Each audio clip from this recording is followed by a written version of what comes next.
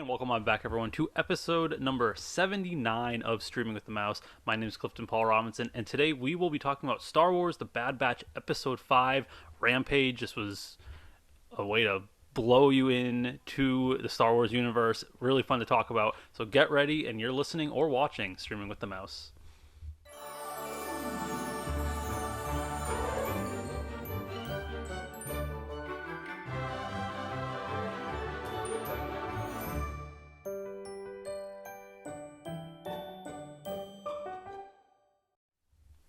And welcome on back, everyone, to episode 79 of Streaming with the Mouse. My name is Clifton Paul Robinson, and joining me, as always, do you still want to be Wrecker?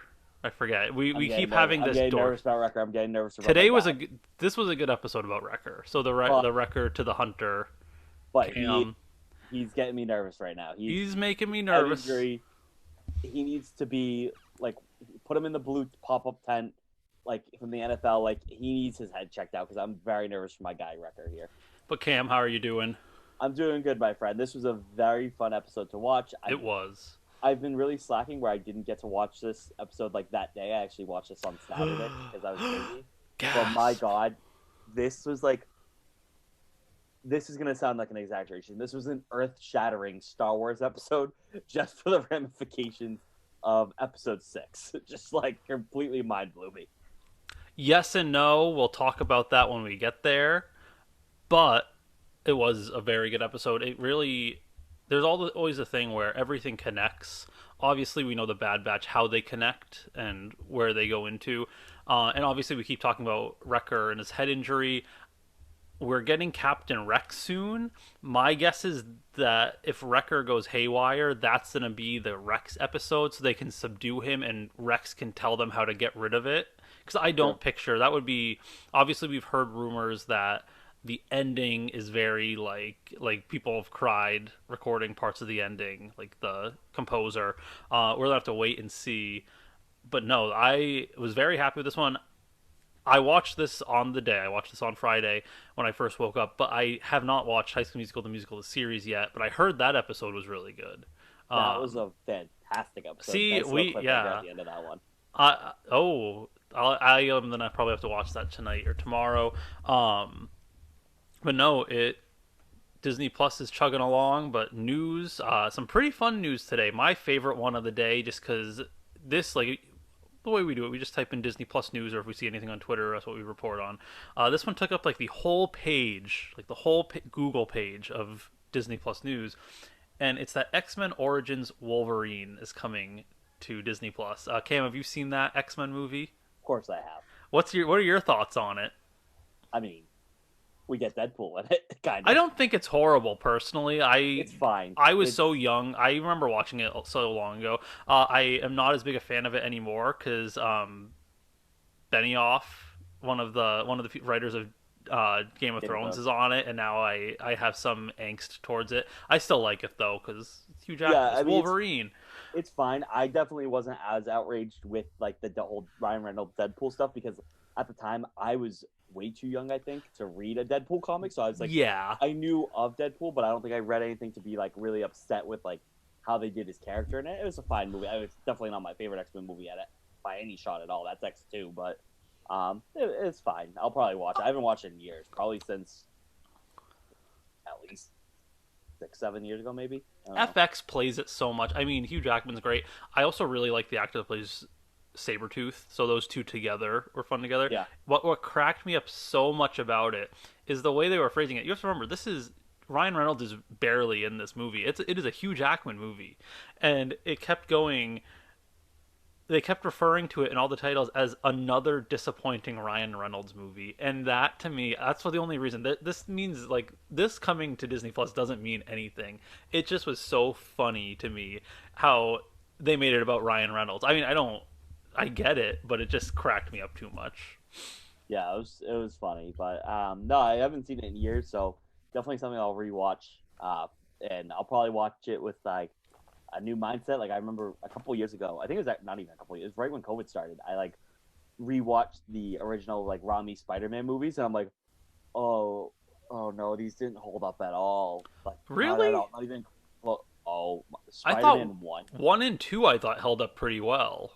2 definitely Spider-Man did. 1, I was cringing. I was like, I made my poor father rewatch this movie so many times. 2 held up. 2 was great. I still hold by 2 was great. But I was like, my poor dad, he must really love me because he watched this movie so many times and he must have known, oh my god, this is terrible. I still watch 1 and like it.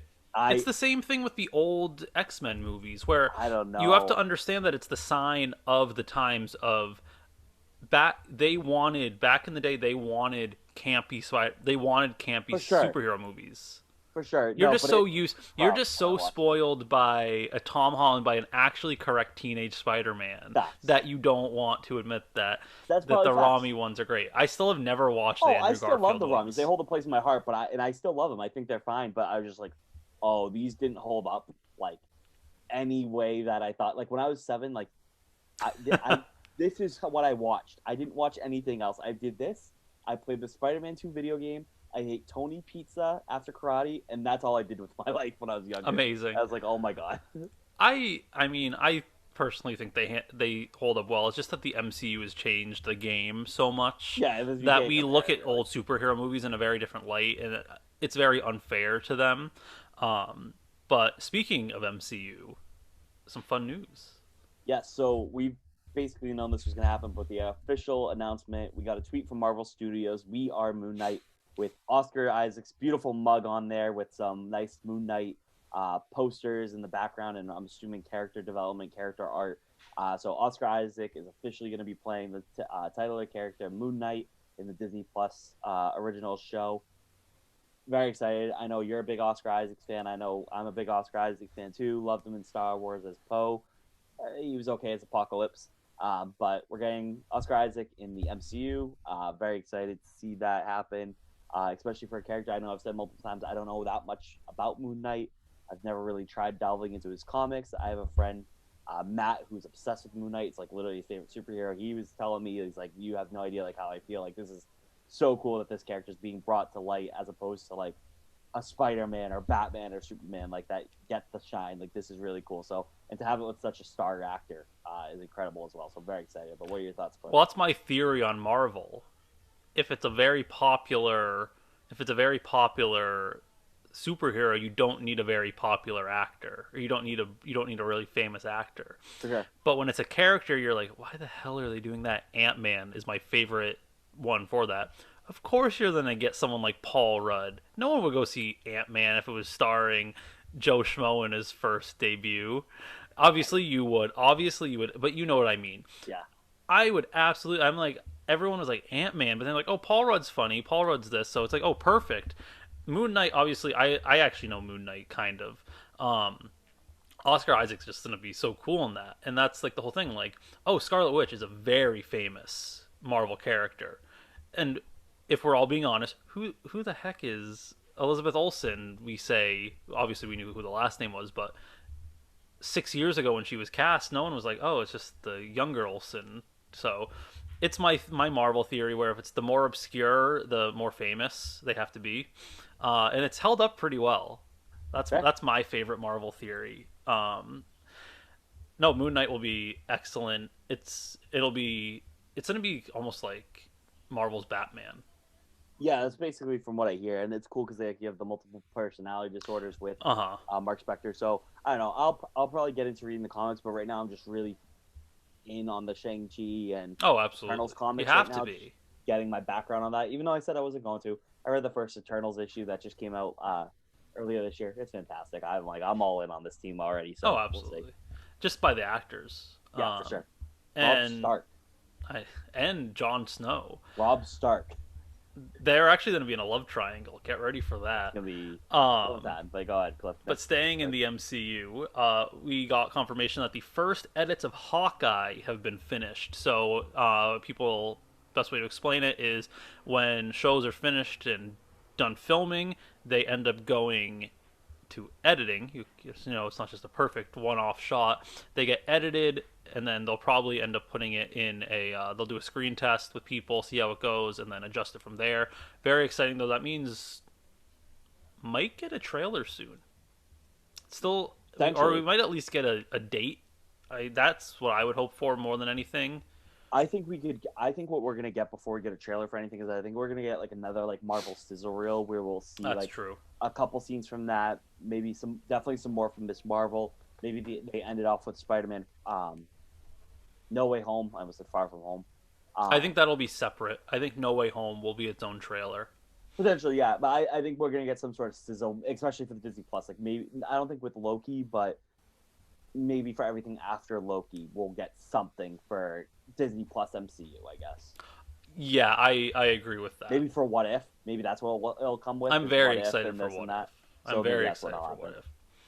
Next one's a fun one, kind Yeah. of. So Cruella released not only in theaters, but it did also release on Disney Plus for the Disney Plus Premium. So if you paid $30, you could watch it and own it on Disney Plus. First reviews, no. Oh, I'm saying I'm not paying $30 for Oh, it. I was like, oh, sorry. Cliff was shaking his head. No, I was like, that's literally what happened. Yes, it is. First reviews, I haven't seen anything much on Twitter, but anecdotally, from what I heard from friends, it was fine. They enjoyed it. 20, 30 minutes too long. But for the most part, people seem to be enjoying it. They think it's a cool take on the villain. Get to get a villain origin story. So I I think it's something I might watch. I think if I'm gonna do it, I might go to theaters, but I've really had it in my head like the first movie I'm gonna see in theaters is going to be Black Widow. So that's the only thing holding me back. I'm not gonna buy it on Premiere Access. I will wait till it's free, or I will do that as my first movie going experience. But still on the fence on that because I have in my head that it'll be nice and symbolic if it's Black Widow for some reason. I don't know because I'm dumb and weird. But yeah, your thoughts? Um, Heard anything about Cruella? I have heard it's good. I there are only a few things people really complain about. I would do a spoiler right now, but I won't do it for you. I could do a spoiler alert. All I know is that you kind of have to ignore the animated movie because Sure, it goes against Disney canon. which Uh, is fine. I'm I fine am with that. I'm still in never. the I am still in the boat that not every villain needs a tragic origin story. Some people can just be evil. This skins dogs and turns them into coats. I don't need to feel bad for her, and I don't think a tragic backstory would really change that. Especially the tragic backstory they give her. It's almost comical. I won't say it. I really want to, but I won't say it to spoil it for Cam. Um, People If were I get to tweet. see it in theaters, it'll be in like 2 weeks. I'll probably Okay. get to go if anything. Okay, I won't say anything. We won't even talk about it by then. But no, and the last one, get ready for Loki. That will be coming on Disney Plus Wednesday, June 9th. 1 week from today, if you're listening to this on That's release true. day, 1 week from today. let's Yeah. go. We're finally getting alternate days that aren't Fridays for things to drop, and I am pumped. Because let me tell you, between Mighty Ducks, High School Musical the series, and oh my gosh, and Bad Batch, obviously, excuse me, it's a lot to try to fit into a Friday night or a weekend. So I'm pumped we'll be able to spread out the love a little bit with Loki coming out on Wednesdays. Absolutely. I'm very excited. This is going to be a great show. Tom Hiddleston, they've released some set footage from him for stuff. He looks like he had a blast. But today is not about him. That'll be sometime next week. It is more than enough time to talk about episode 5 of The Bad Batch, Rampage. One word to describe this episode. If Wow. you. Wow, that's a good one. Um, oh, I should have had a word ready, shouldn't I? If you ask the question, yes. I know, right? You would think. I would say interesting. Okay. I think interesting is the word because it's either we're getting some retcons or certain people just really like their exotic animals. So as we jump into it, unless you this is what I'm going to preface it with. They interviewed Dave Filoni, and he takes zero credit for the idea of the Bad Batch. He credits it 100% to George Lucas, saying it was his idea for a modified Clone Trooper TV show. Thank So the maker. I like that. I like how Dave Filoni is like one of the most humble people Absolutely. because he could have easily just said, "Yeah, this was my idea. This was great," but no, he absolutely says, "Nope, this is still George's thing." I really respect that. Obviously, Dave just brings it to life more as an executive producer than a writer and editor now, which is crazy to think how much Right. more how high up he's moved. Um, but the episode starts as they're flying on the Havoc Marauder, and Echo is creating a comlink for Omega, but she's using it as a toy, playing with it because I'd do it. You'd do it. Everyone would do that Yeah, if you're her age and that. Um, and it's just funny to see her kind of play, and they're like, it's not a toy. This is serious because they're integrating her more and more into the crew. yeah, Um, it's really nice to see, and like you can see how excited. I say this, I know I'm sounding like a broken record, but I mean, if they're gonna give it to us like this, it is what it is. She gets so excited about the littlest things, and like that's a big part of her joining the team. Is like, mhm. oh my god, they trust me enough to have this calm. Like even though she's playing around with it, being funny with it, she's excited because she's even says like, wow, like I'm part of the team right here. So really cute that they're doing this, and it's awesome to see her really become a true family member in this Bad Batch of clones.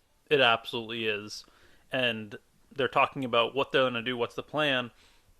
And they're going to be going to a planet called Ord Mantle, Mantel, and the idea of this is Omega's like, why are we going to this big planet if we're trying to lay low? And Echo says we need to go there because you're being tracked, like someone's after you. And there's a former Jedi informant named Sid that they have to find. Just for information on who this bounty hunter is. Obviously, we know who this bounty hunter is, but we can see the future and see Mandalorian. They Yeah, cannot. So they land and they're walking through the streets, and there comes up the point that Echo has never actually met Sid, just heard stories, and in a beautiful amount of irony, Tech goes, "Well, that would have been good information to know before." As irony is dead to Tech. right.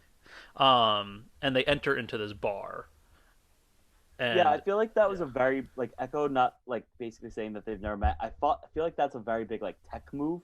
Like tech is exactly that. like That's what don't I'm test saying. With the me or like irony is I'm. dead. Yeah, no, it's I don't know. I my only complaint of the show is I really don't like how Echo is in this show. Like that was a very big like tech. Like I know you just mentioned it too, but that's a very big tech move. Like to not reveal information or just assume everybody knows that he knew that he didn't actually know this person, which I know it sounds confusing, but it's a very tech move, and I don't know. I my guy Echo. I just wish he wasn't in this show because I don't know. It's fine. See, I disagree. I thought this was a good Echo episode personally.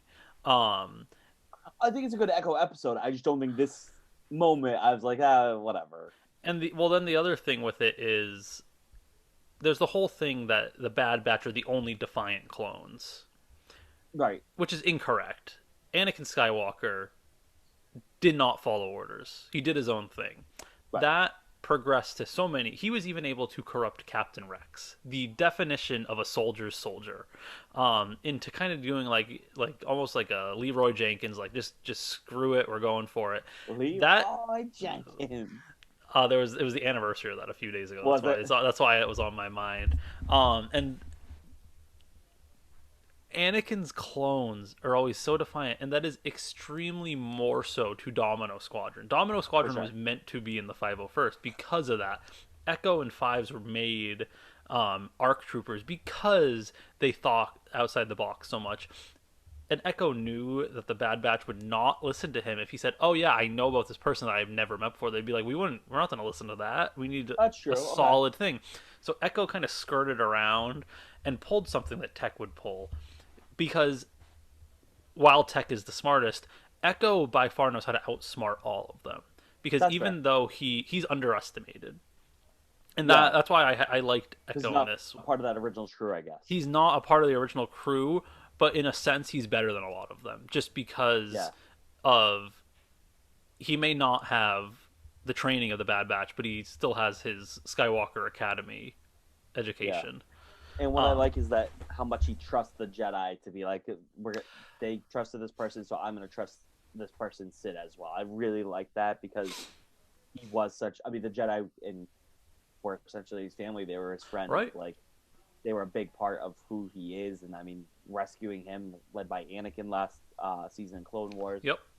with the Bad Batch is really interesting and really cool. And I like that aspect of it. Yeah, absolutely. And as they enter into this bar, it's a kind of a lowly bar situation, and he's like, "Well, I think Sid's supposed to be here." And they ask this female Trandoshan. First time I think we've ever seen a female Trandoshan. Also, Yeah, um, potentially. That I don't know, but yeah, I think potentially. and they were like, "Oh, like, do you know where Sid is?" And she's like, "No, there's no Sid here. Try somewhere else." And Hunter and the rest of the batch is really quick to give up. They're like, "Oh well, not here. Time to go to the next place." But Right. Omega's just walks up to that green Trandoshan and goes, "You're Sid." And I really liked how snappy Sid was because she's like, "Oh, you're brighter than a lot of your than all your friends," which obviously was I thought it was pretty obvious. Like the whole, "Oh, it's not me, but it's me." Um, Yeah. Now, did you think that's just like Omega, just like me and you, like okay, that's obviously Sid kind of thing, or do you think that's if she does have the Force ability kind of a thing to be like, that's you, I think yeah, little both maybe? I think she has some power that can either read emotions or read like someone's mind. People are gonna go back and listen to all these episodes one day when Bad Batch season 1 is over and Omega has no Force ability to be like, wow, Cam is a dummy. I mean, that was my idea. Also, Yeah, they'll be like both of them. What's wrong with them? Hey, I've been on the ball for a lot of these things. I'm that's very not. fair. I'm holding on to that. But we have this like conversation, and she's like, "Yep," and Omega goes, "Yep, found Sid," and points to her, and they bring her back to Sid brings them all back to the office, and it's time to bargain. But before we even get in there, Sid's office is brimming with trophies. Yeah, What was your favorite thing that you noticed in there? I don't know if I had a favorite thing that I really like latched onto. To be honest, it was just kind of looking around at everything. I kind of wish I went back and like paused it to look at everything. You know what I mean? But I don't think I had anything that was like a favorite in there. What about I you? had one. I had one because it was the most Dave Filoni thing you could have put in the episode. Obviously, there was a clone trooper white helmet.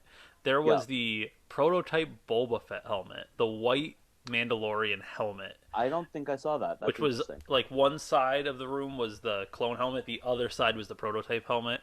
I thought that was really cool. There were probably other things I missed, but that was just to me. I'm like, oh, that's a good way to like sneak it in there, and it kind of it builds a story for Sid without getting to know her, which is also really cool. Yeah, like I said, I don't think I like was looking, but I don't think I like really like latched onto something like that. I think that's awesome that you found that. I'm actually going back right now just to see if there's anything I can find, but I'm um, surprised there wasn't a article or Twitter thing about it. yeah, especially on like StarWars.com. Like I feel like StarWars.com used to do that all the time for like Star Wars Resistance, where they would be like, "Oh, like these are little Easter eggs that you missed Hmm. in this certain area," Absolutely. kind of a thing. But um, yeah, I do see something that looks a little bit like an AT-AT driver, but like helmet. But I know that's obviously Empire, and they're not there True. yet. But And my also guess is that Sid didn't actually acknowledge, like, didn't tell them who she was because the Empire rules now. The clone troopers are bad. Why would right, she tell who they are to the clone troopers when she's a Jedi informant? and she could be Uh, playing a little bit of both sides potentially. Like who knows at this point, especially with the rise of the Empire. Absolutely, and that's what we get to where Sid sets who she is up very well. And I don't think she was lying, and I'll explain why right before. But because she said she liked the Jedi and the insights they provided, and the Empire ruined that. And my thing is, the Jedi do a lot of sketchy things, but they never go as far as straight up like criminal Right. backgrounds. Obviously, they make Obi-Wan go undercover as a bounty hunter. We won't talk about that. But Do you not like Sid, that? oh no, about like it's like not to like poke a hole in my argument. Okay. I um, thought that was a cool episode. oh, it is a cool episode. Gotcha. And it makes more reason why Anakin leaves the Jedi, like how the trust is broken. Um, the Jedi would not work with just anybody.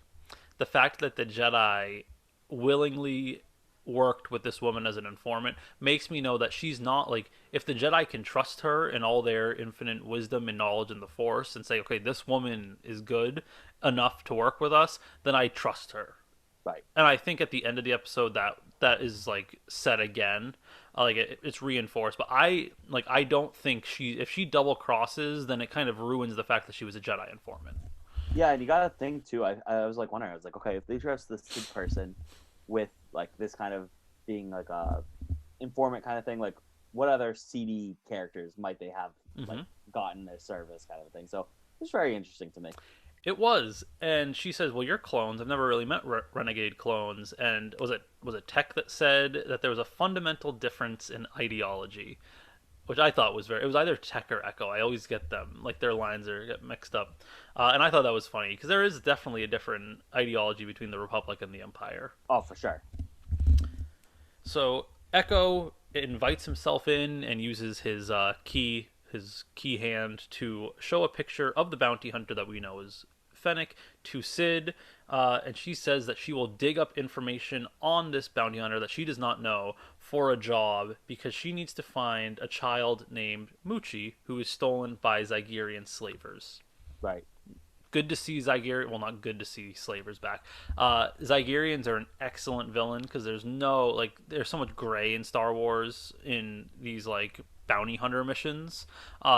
Setting Zygerians up is a very way to show bad because for people that may not have watched a ton of Clone Wars, the Zygerians are a cat race of people that are known. Their entire existence is based around slavery. Right. So bad guys. And that's the deal, that if they can find this child, Muchi, she will split the profit with them, so they will get credits, but also information, which I also thought was a very good deal. I was like, oh, she's being nice. Even after it's all said and done, I still think it was a pretty good deal. Like, she didn't really Yeah. short them based on... Because they just wanted information. They didn't even want the credits, and she added the credits in. Yeah, and especially it's not like they're doing anything like seedy or bad. They're like literally helping. They're Like, fighting an slavers. enslaved person, Exactly. yeah, exactly, to freedom. So, like, I guess maybe not a person, but whatever. Eh, But sentient-ish being. Sentient being, yes. Sentient-ish. Yes. So the deal is done, and they go off and they fly the Havoc Marauder in a bad rescue attempt. Yeah, just probably the worst the Bad Batch has ever looked. I was very rescue-wise. shocked. I was very upset by it. So they land the ship, and Omega's all ready to go, and they say wait on the ship. And as soon as they said wait on the ship, I knew exactly how this episode was going to go from there. And my notes literally say what a bad rescue attempt. They have Echo be what Crosshair would be. Echo is the eyes in the sky, but he quickly gets overrun by multiple Zygerians on speeders, and then it's all going well and good because they're going guns blazing, which is fine, until a large Brezak, which is a big just flying type of creature for people, overpowers them, and the rest of the Zygerian slavers are able to easily capture the Bad Batch. And it was really just that one creature that turned the whole tide of everything. And they all got captured. So anything to add about this sad excuse for a rescue? Yeah, it was just nothing really to add. It was just like very Bad Batch like. I mean, we saw them basically take out all these like Order 66 clones kind of a thing, and then like they just get easily duped in this situation. And I think it's because they didn't expect the creature. The creature was a sneak attack. For sure, that was definitely a big part of it that they weren't expecting. Like that would have been a nice piece of information from Sid to be like, "Hey, BT Dubs, like they got this kind of a thing." But I don't think Sid knew. Potentially she didn't, yeah, but I don't know. I feel like I don't know. Maybe that information definitely would have been helpful, but I still feel like even with all that information, the Bad Batch should be able to adapt to that situation. But I don't think it didn't like ruin the episode for me. No, not at all. It was still fun. Not I was just like, oh, that's like interesting based off how we've seen the Bad Batch in different situations this season and in Clone Wars 7, I guess. Absolutely. And then meanwhile, back with Sid in her office, she gets a message from Bib Fortuna asking why there was a delay in getting Muchi back, and she says that it's all part of the mission. It takes time and planning, and it's gonna be fine. Don't worry. What a shock! What is with Dave Filoni and Bib Fortuna? That's what I really want to know. Hilarious. It is literally so funny that like we are getting freaking Bib Fortuna here right now. Like I think that's so funny to see, and the fact that it's like Filoni doing it as well, I think is what's great about this whole thing. That's true. Yeah, it's definitely a funny situation. I feel like everybody has like that minor Star Wars character that you just love. You know what I mean? Like for me, this is gonna sound very offensive to people, but for me, that was Boba Fett before Mandalorian. Because how dare you? How dare you? Bib Fortuna probably had as much screen time in the original trilogy as Boba Fett. Close enough to it, and more speaking lines. Definitely more speaking lines. So like, all Boba Fett got was, "I need him alive. He's no good to be dead." And the Wilhelm scream when he gets whacked. And Bib Fortuna had at least 3 lines. So yeah, I'd be very confident in my ability to say that Boba Fett's a minor character in the original trilogy, and like Boba Fett's my favorite minor character. But I feel like we all have that. I mean, if Bib Fortuna is Dave Filoni's, I don't know if it is or not, but that's hilarious if it is. But I think of like other minor characters too. Like I always thought Bosk looked really cool, and I loved his action figures when I was a kid. I'm Um, glad they gave him some love in Clone Wars. yeah, for sure. So it's just very funny that I just remember the joke back when I was an RA. AJ Robinson's was always Scarlacious B. Crumb. yes, Just cracks me up. yes, It's just fun to think like, oh, all these random, and you. The worst part is you remember the names. yeah, for sure. That's how obsessed. That's how obsessive it is. Like you remember these like 1 second screen time, like the Max Rebo band, which is just a Right, giant clay elephant, but it's just right. fun. I'm not gonna say the name of what jazz is in Star Wars. We'll get demonetized.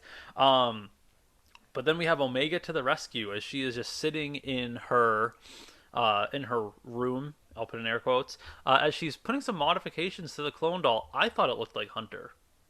It did. What I loved about this part is that like she referred to the doll as her, or she or something Oh, like that. So like it's very nice because maybe it's there are her no. clone armor. That's what I'm thinking. I thought that was very touching. This is what honestly one of my favorite parts of this episode, and it might be one of my favorite parts of the season because we know clones all identify as male, like they all look like men because they are clones of Jango Fett. But for her to be like, "Oh, I'm gonna scuff this up, make it look like a Bad Batch armor," and refer to the doll as her, I thought was really sweet, especially because as much as she's feeling a part of this team, she just got this calm link from the guys, and she feels a part of this team. It's like she's seeing herself grow into the Bad Batch armor because she sees there's a world where the Bad Batch can still exist, whereas the Empire definitely don't see it that way. They definitely don't see that the Bad Batch should be existing. I guess besides like for Crosshair, I guess. But I thought that was really sweet that she took the doll and was like, "Oh, this is her," kind of thing. Like it's a You just female Bad you Batch just made member. me sad But because what happens if Hunter dies and she dons his armor? that would be How? Because we always do the thing with like all right, Grogu. everybody. So our Twitter Yeah. is have a good night. Because that's what we. That's Now like I'm what sad people and would say. depressed. We're done That's with this what people episode. would say about Grogu. Like, oh, what Din could die, and Grogu gets the armor and is like a little Yoda Mandalorian. Where it's like people have had that speculation before, and there's like people have drawn stuff about that. If Um, we ever see Grogu and Mandalorian, sorry, I know we're not talking about Mandalorian, but if we ever see Grogu and Mandalorian we armor, absolutely are. how many Funko Pops am I gonna buy? My Too God, many, too the many. limit does not exist. Continue on, Bad Batch. And she shows this female clone doll to the Gonk droid, the best part of the episode. He gets very excited about it. I will not gender the Gonk droid. The Gonk droid gets excited about it until Real quick, I need a Wrecker Gonk Droid Gym T-shirt from when in the beginning of the episode he that just would like be body funny. pressing that. If they did like, I bet somebody on Etsy or like T Public or something already has like some sort of fun design with that. I would That would be love that fun. shirt. You could make some money off that. There you go. And it's all going well until speeder bikes show up to the ship as there are Zygerian guards. She tries to call them, uh, but nothing happens. The Gonk droid powers down. She she escapes easily out of the ship. She's very resourceful. Yeah, it's very cool. I liked her little escape when they came onto the ship. That was So cool. did I. And she tries to call them with her new comlink. No answer. Realizes something happened, so she goes and is looking. She sees them captured along with a young Feline girl who is they assume is oh god I should remember the name Bucci. uh Muchi. So Wrecker and she is crying. The young Feline girl is crying as Wrecker tries to comfort her, and the slavers are like, "No talking, no any of this." And they try to, and this is why I like Echo so much in this thing because none of the other batch decided to do anything here. I mean, Wrecker threw rocks at people, but Echo knows how to talk his way out of stuff For sure. really well. He did it on Camino also, where Echo brings up that the Republic outlawed slavery, and obviously they confront with, oh, Republic doesn't exist anymore, and we do Right. know that the Empire brings back slavery mainly for alien races like Wookiees. Yeah. Um, And this is where I'll say this is what good Echo episode because of this part. And I know you mentioned that too. It was just that earlier part that I was like, oh, that was weird for Echo to do that, but whatever. I I think thought he Echo was did fun. that to get back at Tech. I I was like, that's personally fun. think So you he think it did was it like to a get. joke thing? Oh no, he did it as like oh, they do this to me. Like Tech does this to all of us all the time. I'm doing it back to him. Okay, that's fair. Um, especially because they have a very good buddy buddy relationship because they're Sure. the two Tech people. Right. And Echo continues because they see that Omega is moving around. He starts to distract the guards, and then Wrecker figures out, oh, he needs a distraction also, so he starts freaking chucking rocks at Just different hilarious. Zygerians, which is hilarious. Um, and Omega causes a little bit of a comeuppance, but notices a baby Rancor and goes to unlock the cage, where she gets grabbed before she can fully open it until she shows that she has the key to it, and the Zygerian leader is like, oh crap, as the baby Rancor comes bouldering out. And I have this section called Baby Rancor Rage, but let's talk about that before. That's like, it's so interesting, and I think it's more at the point where it's like trust Dave Filoni and trust it, because I remember so much how much people hated Ahsoka Tano. Mhm. Obviously, Ahsoka was a little bit more cocky. She was a little bit more. She was a female Anakin, which was I loved Ahsoka back when, and because also she was our age when it came Right. out. So for us, it's a little different because it's like you grow up with them. Omega, like people just love Omega. It's like she can do no wrong, and it's just it's just The so Omega hype fun, train is awesome. and it's great, and I'm glad that it is, and I think she's just so clever and resourceful for a 14-year-old. That's what I'll put her as, For 14, sure. 15, I probably think 14, maybe younger.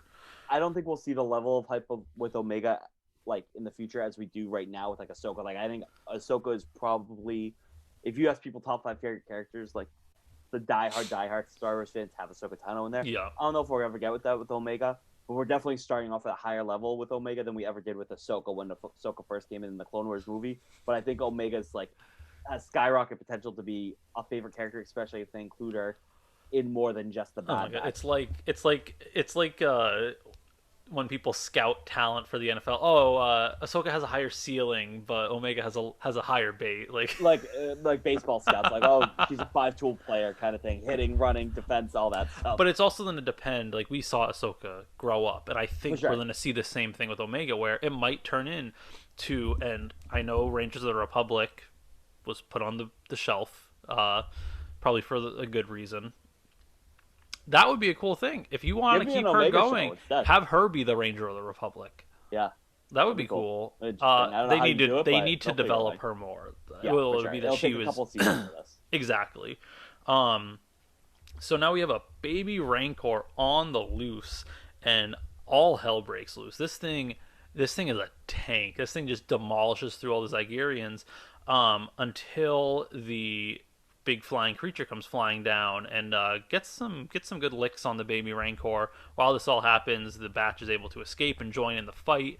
And they're like, and while this is happening, they're like, "Oh, Moochie, you're safe now," to the young Feline girl, and you go, "Moochie, no." I'm not They Muji. point to the Rancor, and they're like, "You've got to be kidding me right now." Let me ask you this, Cliff. Did your brain automatically know, like, once they said, like, that's Muchi, like, the Rancor, like, oh my god, we have a name now but for it's episode 6, or no? Because I was still dumb until the very end. I was like, oh, Cameron, you dummy. That's what happened right now. This well, is the my connection to the my original first trilogy. thought was yes, and then I started looking, and someone's like, "No, the Rancor has a name, and the Rancor is a male." So my guess is that this was the first Rancor Maybe this could be that other before Rancor's episode mother? 6. Maybe. Well, we know that the Rancor in episode 6 came from a circus and had different owners. Like the man that cries when the Rancor dies is that man is like raised that Rancor. Gotcha. Which makes me think that it's different one. People say that Muchi might be Boba Fett's Rancor in the pit Gotcha. or Book of Boba Fett. We don't know yet. Gotcha. But yeah, and then Hunter joins in, is able to dismount. His name is Rainey, the leader of the Zygerians, and the baby Rancor Muchi is able to run around, and we have a Hunter versus Rainey battle where really cool. Hunter's able to overpower the Electro Whip. Very impressive. That weapon's pretty sick. I know it was used for like terrible reasons, obviously, but like I thought the weapon, like I like the idea of like a Star Wars version of a whip. I think I that's will say, the books have been out for multiple months now, and also the comics. Vernestra Rowe, who is a female, whatever Luminara is. I always forget the I name forget of what it. that. Yeah, She has a purple lightsaber, but she modified it so she can turn it into a force whip. So she's one of the first people to have a canon force whip. She yeah, can turn, and it's really cool. Yeah, yeah. I've not read anything with I her in think it, the but whips are really cool. A cool addition, especially like Electro or Saber whips. yeah, I mean, I Uh, like the whips that the Praetorian guards use in episode 8. Like it's like that. yeah, It's not really a whip, that but it's one's that thing interesting as that can well. turn into Also, the whip. I think is really cool. yes. And then we're almost towards the end as they're like, how are we going to get this? As now it's Tech, Echo, and Wrecker is like, how are we going to get this Rancor under control? How are we going to fix Muchi? And Tech goes, oh, yeah, Rancors are based around hierarchy of strength. And Wrecker's like, oh, I gotta fight now. One of the funniest fight scenes because they're just It's punching hilarious. each other back and forth. And then at the end, it's that slow punch, like, oh, We're like, both exhausted, but I just like figure this out with Muchi. It felt like a very like old school like King Kong versus Godzilla kind of mm, a fight, where you have like the unstoppable force versus the immovable yep. object, where you have Wrecker versus Muchi. I thought it was just very funny because, especially like you said, the hilarity of it was just how tired they both were. It wasn't anybody dominating. It was just like, all right, one more punch before the refs break this up on the rink, kind of a fight. It was very, Literally, and it just happened to be that Muchi fell first and Wrecker on top of and her. then they were just exhausted. Like that's all it was. Exactly. I thought it was great. And then we get back to Sid's office, and she tells them about Fennec Shand, a new but deadly and effective bounty hunter that is on the scene. I thought that's cool. It's like now we see her beginnings. We see her humble beginnings. And especially where we have Bib in this episode too. Like we Mm-hmm. know how Bib ends. It's not at her hand; it's at Boba's hand. But like, just that connection that they were like a part of this like same story, where it's like they got information. The Bad Batch got information about Fennec because of helping out Bib Fortuna. Like that's.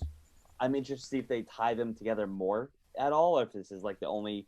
I know they're not even tied together really. It's just in passing, but like they're both in the same episode here, and we know what happens at the end of Mandalorian season 2 with the Book of Boba Fett teaser. Mm-hmm. And I mean, stuff like that. my guess is gonna be that Boba Fett and her know each other. Because why would Boba Fett just save some random woman that's been shot in the desert?